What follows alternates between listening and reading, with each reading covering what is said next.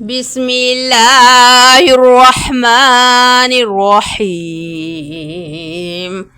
والمرسلات عرفا فالعاصفات عصفا والناشرات نشرا فالفارقات فرقا فالملقيات ذكرا عذرا أو نذرا إنما توعدون لواقع فإذا النجوم طمست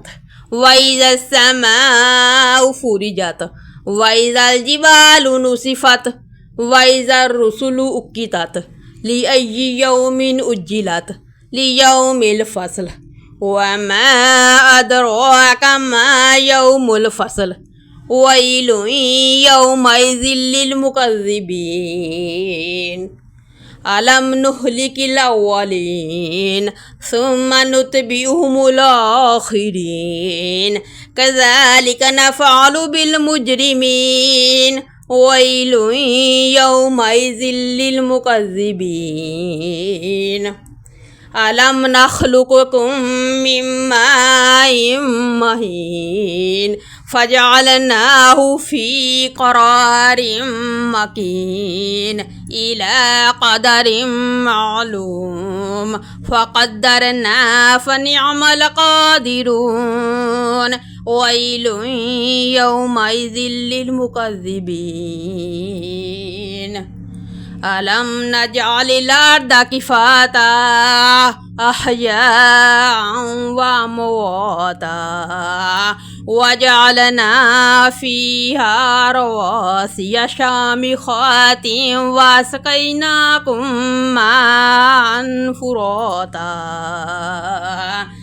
ويل يومئذ للمكذبين انطلقوا إلى ما كنتم به تكذبون انطلقوا إلى ظل ذي ثلاث شعب لا ظليل ولا يغني من اللهب إنها ترمي بشرر كالقصر كأنه جمالة صفر ويل يومئذ للمكذبين هذا يوم لا ينطقون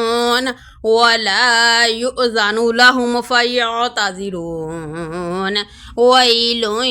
يومئذ للمكذبين هذا يوم الفصل جمعناكم والأولين فإن كان لكم كيد فكيدون ويل يومئذ للمكذبين إن المتقين في ظلال وعيون وفواكه مما يشتهون كلوا واشربوا هنيئا بما كنتم تعملون إنا كذلك نجزي المحسنين ويل يومئذ للمكذبين كلوا وتمتعوا قليلا إنكم مجرمون ويل يومئذ للمكذبين وإذا قيل لهم اركعوا لا يركعون ويل يومئذ للمكذبين فبأي حديث بعده يؤمنون